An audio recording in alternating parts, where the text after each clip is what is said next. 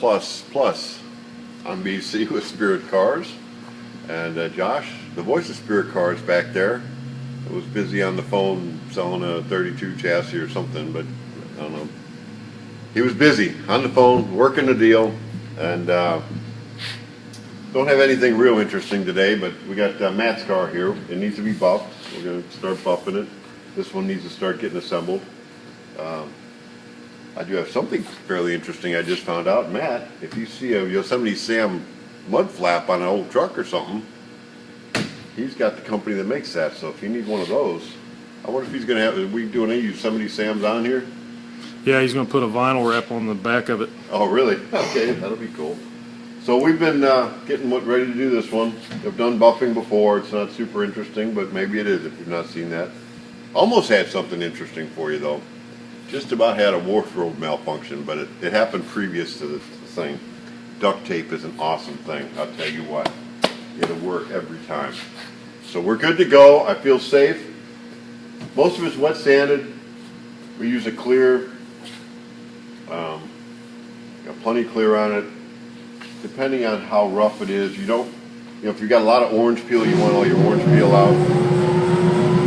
Do I run and turn the compressor off? You want to show them some stuff? I can turn the compressor off. Yeah. Okay, show them something.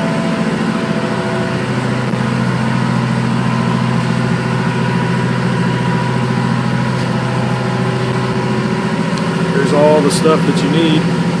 We're waiting on BC. Let's turn the compressor off.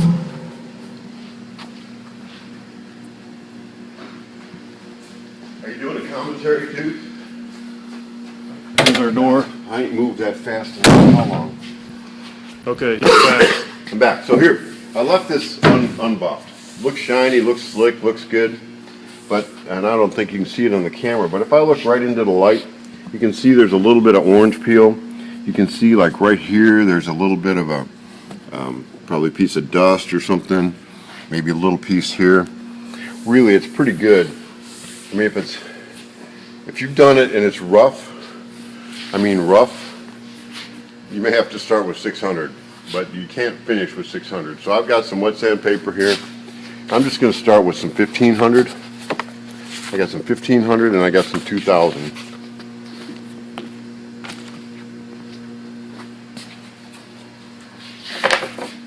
I'll just do this real quick. I'm not going to finish it out. I'm just going to do it to show you. Put some water on there. It helps lubricate it. Obviously, you want to use wet and dry paper, and it actually says that right on the paper. Wet or dry. You press hard? I'm pressing pretty hard. What I want to be careful not to do is use my 3 fingers. Because if you can almost see I'm making a line there. That would be bad. You would see those divots. I work in the palm of my hand right here. So when I'm holding it, you can go into circular motion. This is a foam pad. This one looks like it was from Meguiar's, but you can see I can smash this thing pretty good. It's foam. It's good for 2 things. You can wipe it,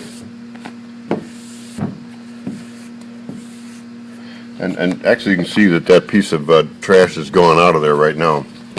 But if you're working a big flat area like this, you can also take and wrap your sandpaper onto it, so that gives you a good flat edge. From experience and a long time of doing it, I feel fairly confident if I can sand with my hand, I can sand it fairly flat, but sanding with a flat edge is going to do a better job. So on the big flat areas, you can use a sanding block. And again, this is a foam block. It's not a real hard block. So I've sanded it to 1500. I'll do that. I'll look at it.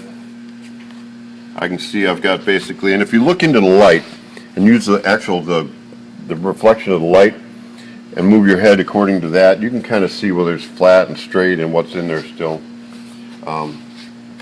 Work in a pattern. Don't just randomly go everywhere.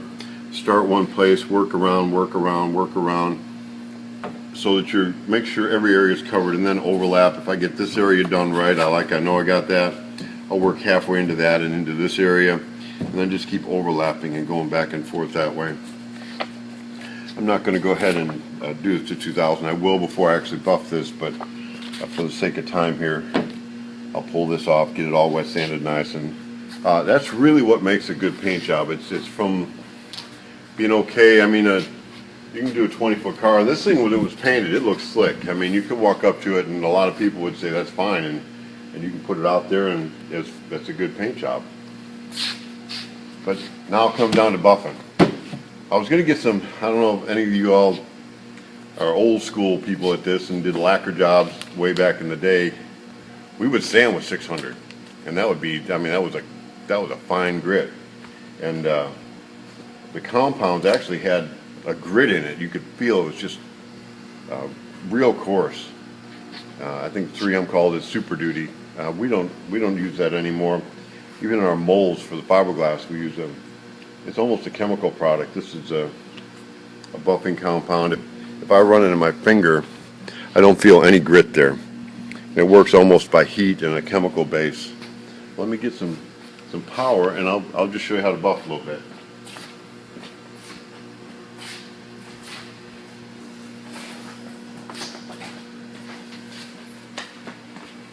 So Matt wanted a little bit of custom stuff on here. We got some kind of like aqua flames. I don't know, like, should we call them aqua flames? Surefire. I've never heard that term before. So we have aqua flames. It's kind of a dichotomy. I was telling somebody the other day, when I talked to some of these people, they're using all these fancy words. I pretty much got to tell them, look, you know, I need to use a dictionary to figure out what you're talking about. You're being too complicated for me. But dichotomy, I think it's a dichotomy if it's an aqua flame, but I don't know, look it up. Let me know if I'm right or wrong. There's a couple different pads too. There's a wool pad, which we do use a wool pad at times, and you would start with a wool pad. It's going to be real coarse. It's almost like sandpaper. Even though this is foam, it's kind of a little coarser foam. And then this would be more of a finishing pad. And if you could see into it, I mean, you got to look pretty close, but this is a coarse foam and this is a finer foam, and they make them even finer than this. I'm going to say relatively new. They've been out for years and years and years, but it used to be the old days, all we had was that big old wool pad and a buffer that weighed about 60 pounds. Milwaukee, everybody had a Milwaukee buffer. You had a Milwaukee buffer, you were going good. I use Makita, it's nice. It's got adjustable speeds. It doesn't start immediately. It kind of warms up, gets going. I can adjust the speed while I'm doing it.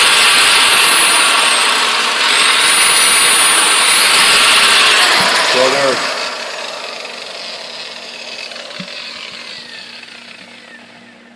a little pricey, but you probably, if you're going to do a lot of buffing, or this is what you do, you probably want to, the better the tool you can get, the nicer it is. These will get clogged up. When they get clogged up, you can take some air on your air blower, just turn it on and blow it while it's going. That'll clean it up and you get a lot more life. Be careful, this will wear on the edges, and if this wears through on this edge and you get right to this corner here, this will burn through so fast. I mean, it'd make your head spin how fast you could burn through if there's not any pad on the end. And you can see this, it's already wore down quite a bit. And it's got the little nubs on it, and this starts out with some nubs on it too, like this one. So this pad's getting to the end of its useful life. So anyway, let's we'll buff down here, I guess. Throw some compound on. And again, just like when you're sanding, I don't just buff randomly everywhere.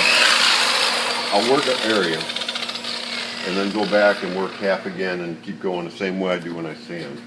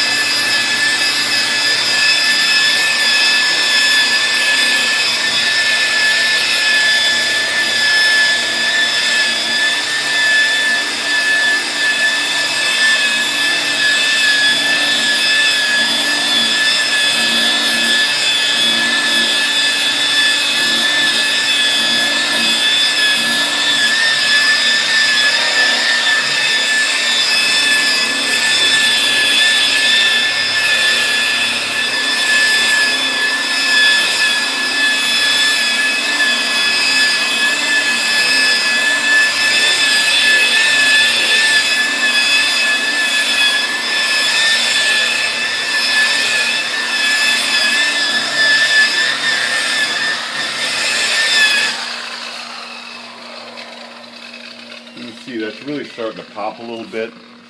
And honestly, for the sake of time, I don't think you're going to be able to pick it up too much on the camera.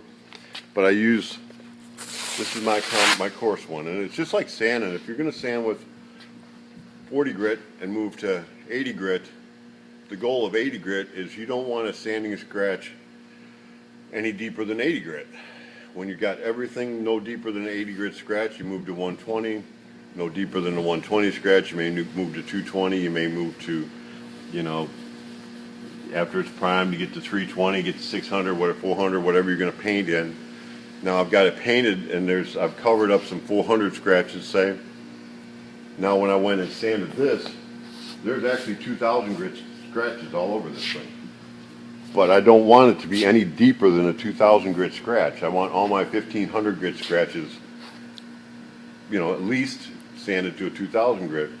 It continues even with these buffing pads. Like I said, this is a little bit coarser pad. At this point, we don't call them scratches anymore, which they really are scratches. We call them swirl marks. And all a swirl mark is you see the circular motion, and those are scratches into the paint. And the heavier compound, what I'm doing is I'm getting out the 2,000 grit scratches and putting a swirl mark of whatever the compound and your pad will let you get. Now when I move to the heavier,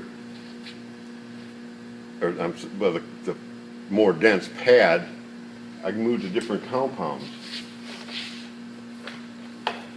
We happen to like 3M pretty good. There's other ones, McGuire's, and there's some other good ones.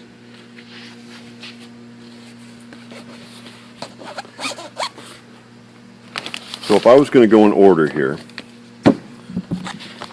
I would go with a rubbing compound first. Then I would go with a machine polish. Then I would go with an ultra-fine machine polish. And then I could go to a hand glaze. So I'm wiping it now with a hand glaze. And then I ultimately finish with, this is a quick wax. It's a product that I like well. And I'm finally putting a wax on it. And I could probably do this, and this may actually show you enough of a difference to make it look different. I don't know. We'll see.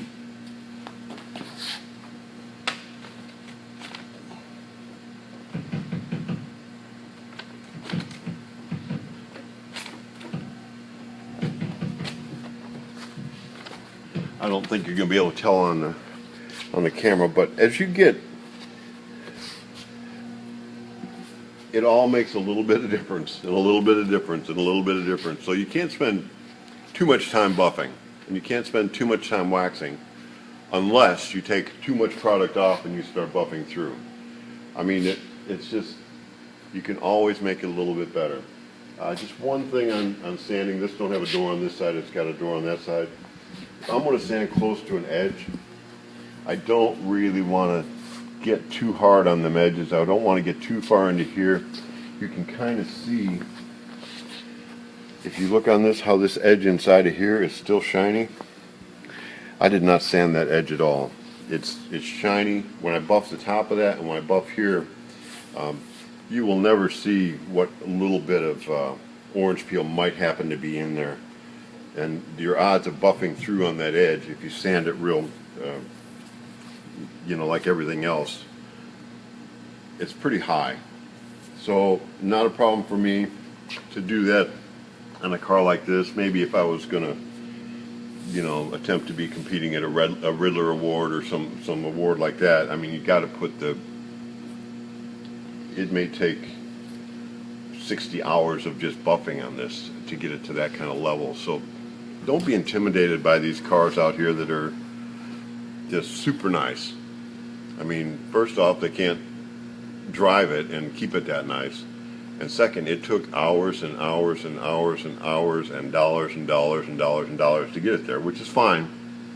But if you've not done that, don't be intimidated because somebody took that time and did that to that car. That's what they chose to do. You may have chosen to just make a daily driver that looks cool that you can take to a show and maybe win a local show or something like that. The goal is to have fun with your car.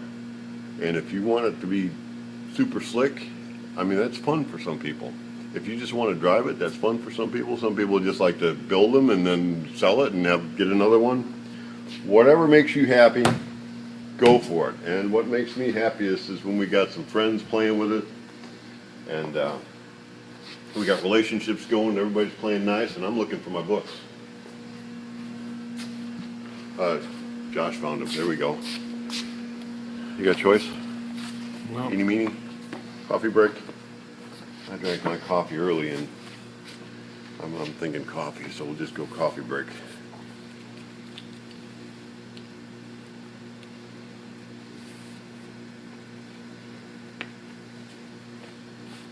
The best feeling is to jump up and down in excitement of hearing good news. Everyone will be happy and feel our joy. So, the good news, Matt, we have actually buffed it a little bit. Boy, it's feeling slick too. I don't know if you can tell. Stayed there. If I'd have had this thing slick, waxed, done with all them things, there's no way that would stay on there. I mean, that would just right off. So if you want to know if a car is waxed and slick and done, there you go. Throw your rag on it. Matt, hope you're getting excited. I don't know if Matt watches or not, but I bet he'll start now that he knows we're actually getting his car working ahead. Great to have you with us. It's Friday, so we're done for the week. Go home and play with the goats this weekend. Have a good weekend.